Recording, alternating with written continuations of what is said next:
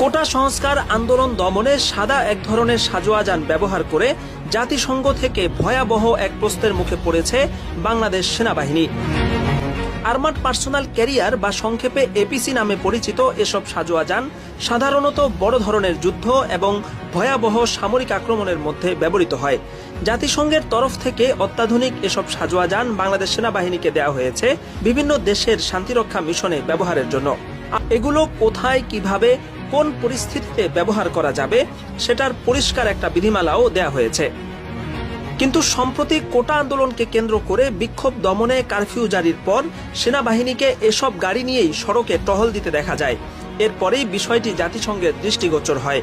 নিজ দেশের জনগণের বিক্ষোভ দমনে যেখানে বিক্ষোভকারীদের পক্ষ থেকে কোনো রকম গুলি বর্ষণেরও শঙ্কা নেই, এমন পরিস্থিতিতে এসব সাজোয়াজানের ব্যবহার দেশের সেনাবাহিনীর শান্তিরক্ষা মিশনকে প্রশ্নবিদ্ধ করেছে।